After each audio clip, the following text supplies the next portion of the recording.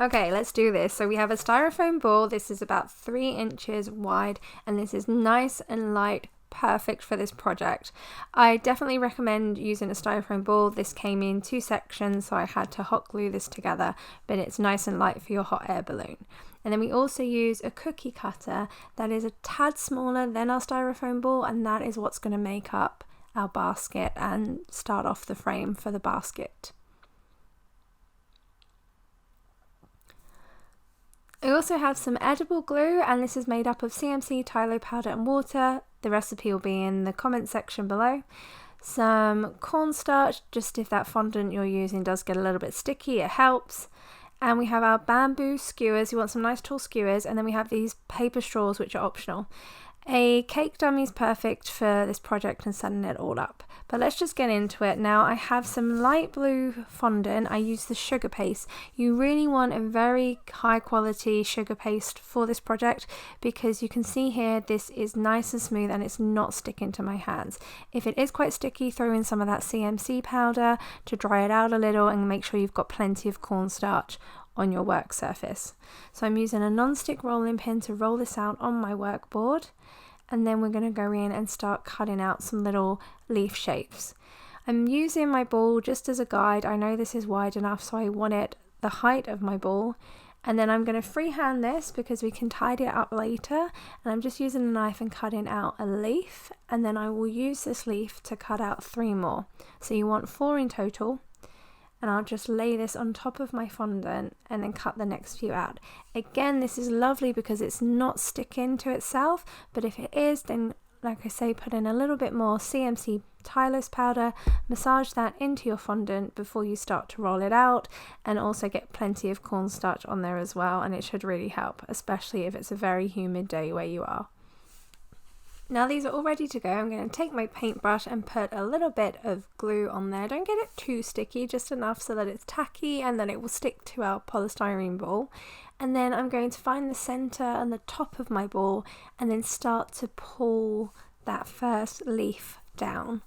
So I want it to go as far down to the bottom as I can. I will cover any gaps at the end, but it's good to stretch this out.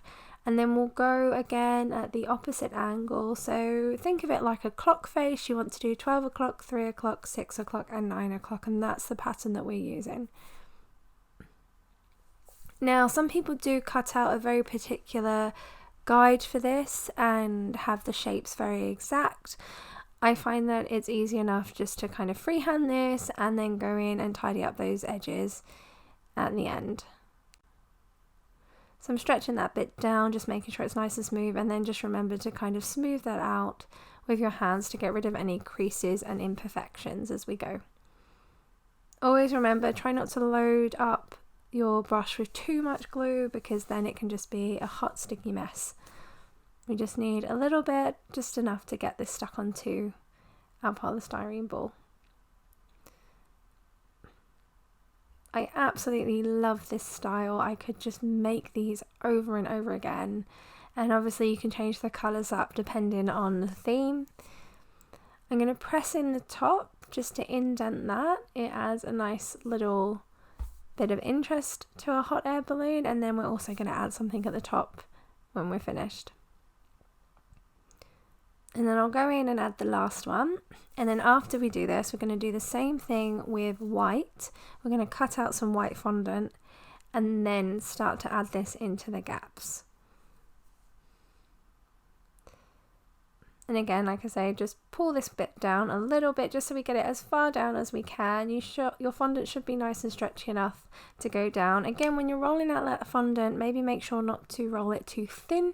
It wants to be a nice thickness, so maybe about 4 to 5 millimeters, just so it's nice and thick that it goes over the ball, can be stretched down as well over the ball without tearing, and also doesn't show any imperfections underneath.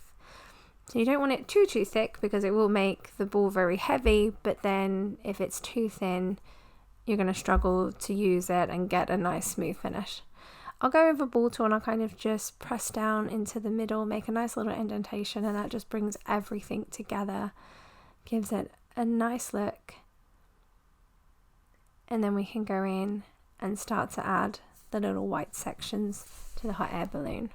So we go in and we cut out 4 more of the same shape in the white, and then we're going to add this to those gaps in the hot air balloon. Now what you should find is that the blue fondant that we've already added to this hot air balloon is starting to firm up and should be a little bit firmer to the touch, so you shouldn't really mark it too much when you're adding in the white section. However, it is recommended that maybe you do leave this a couple of hours to set up before you then start adding the white section. This will just help, depending on the humidity where you live and the type of fondant that you're using, it will help just give you a really clean, smooth finish. And as you can see, I can kind of just slot these pieces in like a puzzle and just manipulate them and move them so they fit in. I'll show you what to do here when it does overlap the edge and it is not the most perfect fit. That's really easily rectified, and like I say, if the blue sections are nice and dry or fairly firm, then there's a really nice little technique to easily fit these in without ruining the first layer of work that you've added. So I'm just kind of manipulating the fondant, smoothing that down and making sure it fits, so that I can just get that nicely into that gap. And then what I'll probably do is just go in with some sewing scissors and just cut off any excess. So I can see there, I can just take that bit away, and then I just want to kind of cut this little excess bit off here so that I get a nice clean finish. And then the joins, we're going to add a little rope made out of fondant so that it gives it a really clean finish and makes it all come together as one. Okay, so going in with my next leaf, I'm going to add this one to the next gap in my air balloon. And then what I do here is, because these leaves are definitely way too big, I really cut them a lot larger than I needed to, is that I'm going to stick this down, and then where I can see the overlap, I can just gently kind of peel that back and then cut down with the scissors, making sure that I am keeping that shape of the leaf. And then it can nicely smooth in. These little sewing scissors are brilliant. And then for little bits like that, I'll go in with a knife. But let's just do the other side. So just peel that back, and then again you can just cut down with your fondant, and then we'll just tidy up the bottom as well. And then you'll see this little imperfection at the top. What I can do is just where the blue and the white meet, I can just make a little cut with my knife and then just gently peel this away. And again, this is why it's so important that that blue side is nice and firm to the touch, so that you're not going to mark that at all and everything will just smooth together really nicely. Now, because I know I've cut my leaves way too big, I'm going to lay this one across without any glue and then just make the indentation on both sides. I'm just going to feel where the join is and make a mark with my finger so that it leaves an indentation, and now I can cut this down to size and just make it smaller, because that is definitely not working with the size that I've done. Just remember not to put any glue on because it will stick, so if you put this on dry and line it up against your hot air balloon and where you want it to fill, then you'll be able to see how small you need to cut this down. So I'll just use that as my template and cut the final one out so that we have 2 left, and then this should fit a lot better into those sections. And of course you can play around with the colour. You could also add a really cute pattern and texture to these sections to kind of, you know, add some more interest. There's so much and so many variations that you can do with this design. Just play around with it and have fun. I'll carry on adding the remaining leaves now. Now actually I did put these on and they're still a little bit on the larger side, but again it just saves me cutting off too much excess of fondant. At the bottom I'm going to just try and make sure that I do leave sugar paste / fondant at the bottom now to kind of cover that gap, but again we'll go in and tidy that up. And then I'm just peeling these back again as usual and cutting them all down and then smoothing it in. Now each section isn't completely exact in size, but I like that. I really like my stuff to look really natural and organic. I just think it's more playful and very sweet when a cake is for a child, for example. It just gives that nice kind of playful and soft feel than it being very, very clean cut and very exact. I like my stuff to look really handmade. So I'm just going to smooth that out, and now what's perfect is being a ball, I can just kind of roll this between my hands, and because it's on a nice firm surface underneath, we can smooth that out really nicely and you'll actually get a very clean finish. So I'm just using the warmth of the palm of my hands to just smooth that all down. If you do find that your hands are quite clammy, put a little bit of cornstarch on your hands and then kind of just rub your hands all over the balls just to smooth this out. I'm quite lucky because my hands are very cold all the time, but I do know if you have clammy hairs, then that can be really tricky when you're doing things like this. But yeah, I'm just smoothing this all out, and then what I thought would be super sweet is to make my hot air balloon look like it's made from fabric. So I'm taking this Dresden tool. You could use a toothpick or the back of a paintbrush, like a very skinny paintbrush, and then I'm just making little indentations down the side on the blue section.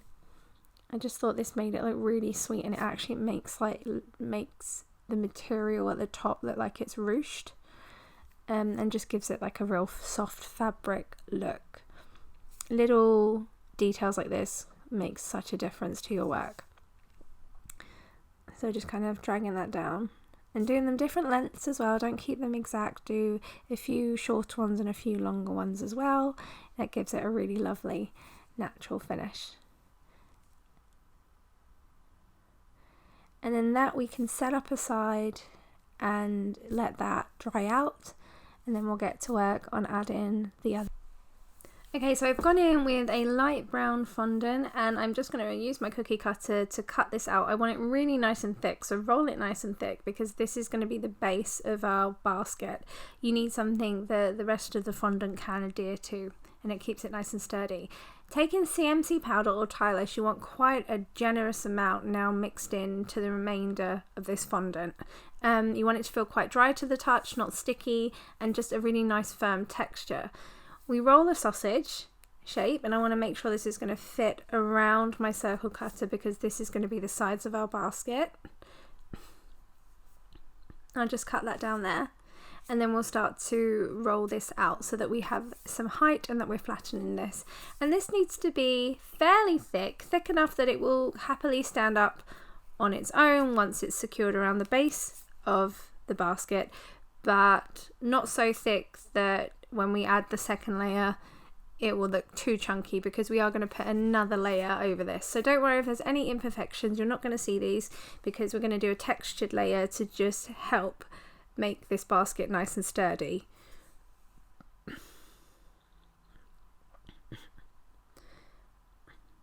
So I might need to just cut a little bit more off. I'll just measure that again, and then what you'll see is this is nice and thick, but then the side of our base is so chunky that we can get lots of glue around the edge of that and then happily stick this piece around the side.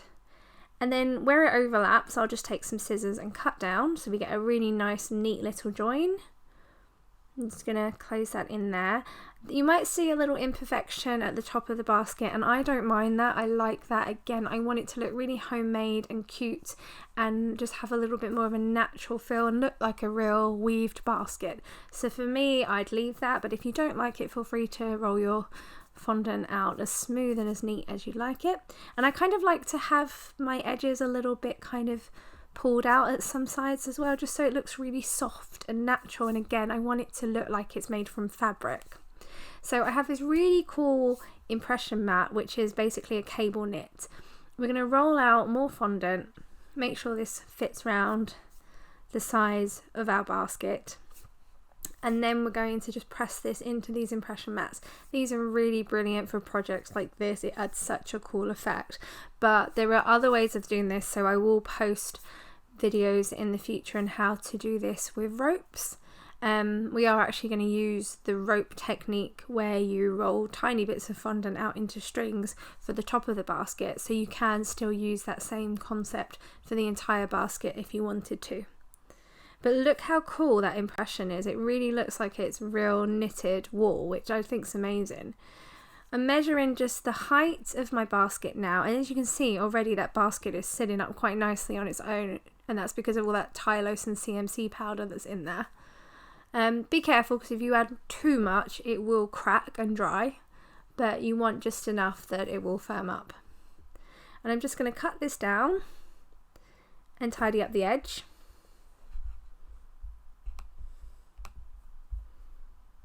And then going with our edible glue again, just painting all the sides of our basket, and then we can just wrap the next layer around the basket.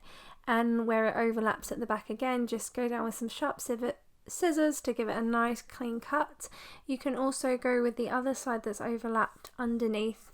I'm going to just take a little knife to help me pull this fondant away from the first layer, and then I can just cut down again really neatly, so it has a fairly tidy finish at the back, and then we can just kind of close that into itself. And because the fondant's still soft, we can just manipulate it and tidy up those edges so that it looks just how we want it. But now we're going to add a little rope effect to the top. What we do there is we thin out a really long kind of wiggly worm shape in our fondant, and then I'm going to fold this over, add in a little bit of edible glue in the middle. We will just close these together so that they're secure. Again, I just made sure that it did fit the circumference of the basket by putting it against my cookie cutter. So we're making sure that's tight and nice and secure, and then we're going to make another long worm shape, and this skinny one will sit on top of the line or the join between our first two. And when you make this rope, what you can do if you haven't got the basket weave impression mat is you could just make lots of these and keep wrapping them around the original basket that you've made, or the outside of the basket. So I add a little bit of glue there, and I'm going to place this one on top. You can do this with a clay excluder as well, which will make them really skinny, but I just do mine this way. And then now these are secure, don't worry about little tears, we can just stick those back together. We're going to twist. So with one hand we're going in one direction, and with our other hand we're going in the opposite direction, and just twisting this as we go. So it's like a little Twizzler stick. And what you get here when you do this is a rope effect. You do need to work fairly quickly when you do this, because you want the fondant to stay soft, and if it starts to dry out quickly it will just crack and drive you a little bit insane. So if you can do this quickly, that's great. This fits quite nicely over the top of my basket, so now I can just secure that down again with some glue. And like I said, you can make these ropes thinner than I have here and have a thinner look of rope around your basket, and just build these up around the sides so that they look like there's ropes going around the entire basket.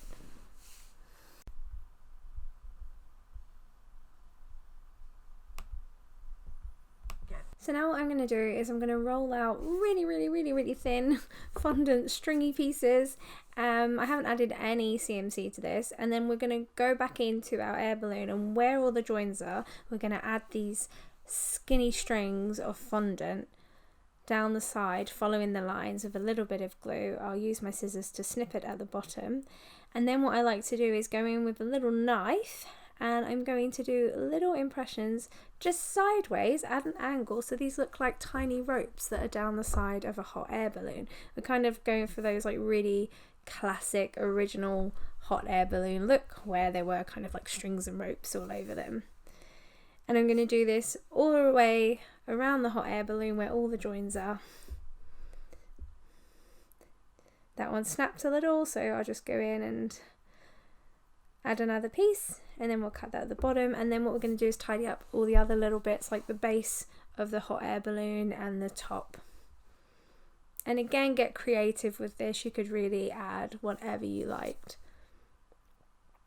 Just going to go all the way down. Now, as you'll see, I also added my bamboo skewers into the hot air balloon at this point, and literally all you have to do is just push those into the bottom of the balloon. So I'm going to cut out a little circle of white fondant, just measuring the top. I want it to be enough that it will cover that impression there and just look really tidy. I'm just going to add that and leave it as it is. And then with the base, that was super untidy, so I'm going in with a little bit of brown just so that all the colours are quite consistent. I'll cut away all these excess pieces here from where I've added the strings. And the reason that I want the bottom to look really tidy as well, if you imagine if this is on a tiered cake, then there's a good chance that you would see underneath the balloon when you're looking at the cake, because it will be higher up than your eye line. So it's nice just to finish that off. And then I am going to just do little impressions along the side as well to make it again look like material, and keeping in mind that the customer will probably see underneath the balloon, so I want it to be really tidy and finished. So that should be set up quite dry very quickly, and now all we have to do is just push this into the base of our basket, and I've pushed it all the way through so that it actually hits the polystyrene underneath. This will be the same kind of premise when you add it to the top tier of your cake. You can kind of push it down so it's held into the cake and it's nice and secure. But let's get on and make the bear. I have my brown sugar paste / fondant with a little bit of CMC powder mixed into it. I'm rolling it into a ball, working out all those creases using warp of my hand, and then I'm going to lengthen just one end so we have this large teardrop shape. I know this is a little bit bigger than my basket, so that's great. And then taking a little bit of edible glue, we just pop that into the front and bottom of our basket, because this is where our bear is going to be leaning. So I can just put him in there, he'll stay nice and secure, and my basket's pretty firm now as well, so I can pick this up and move it. And then I'm going to smush down his neck a little bit with my finger, just allowing for some room for his head to sit. His head's going to be nice and round, so we just need a nice little secure base for the head to sit quite nicely, just like that. And of course your bear can be any colour. I like to use different browns, so I've gone in with a more beige caramel brown, and then for the basket, and then the bear's a little bit more of like a honey colour. And then I'm taking another small piece of my fondant, again with a little bit of that CMC Tylose powder mixed in, and this is going to be the arms. So we're just going to roll this into a ball.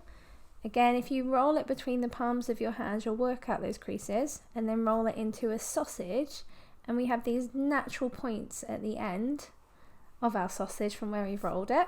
I'm going to cut this in half, and then we're just going to smooth off this end. These are going to be the hands, so the bit where you cut will be his little paws. I'm just going to smooth around those little edges, and then just press in the middle with my finger so that we get that nice little indentation that looks really lovely and cute on the bear's paw. So now we have our two little arms, and then what we'll do is we'll just add a little bit of glue either side of our bear, and what we want is these arms to be hanging over the basket. So just a little bit of glue, and then we take the pointier side and we add this to our bear. I was just checking the image reference that I was using today, and then that will go over the side here, and it should stick quite nicely to the side of the bear.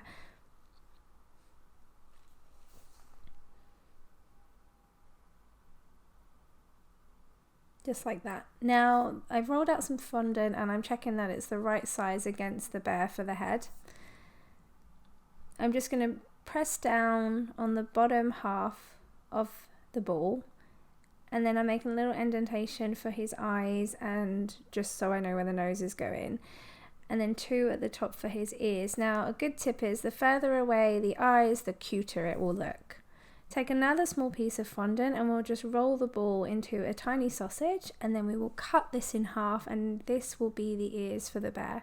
So you see those two little holes I've made in the top of our bear's head? This is where these little teardrops are going. I'm just rolling down the bottom of these on the jagged side so that we have a little teardrop shape, and then adding a little bit of glue, we can pop those into there and they will stay secure and won't fall off of the bear. So pressing down after they've been put in to get that nice little ear shape. Just going to press that down, And then what you can do is go in with a ball tool and make a little indentation into the side of his ears. We'll let this set up overnight and then we will add the remaining parts. What I'm doing here is I've mixed a little bit of the brown from our teddy bear with some white so that we have a lighter colour for the snout. I'm going to roll this into a ball and then I'm going to make a teardrop shape on either side of the ball, so we have this like little egg, and then we'll roll the other side as well so that we get this shape here.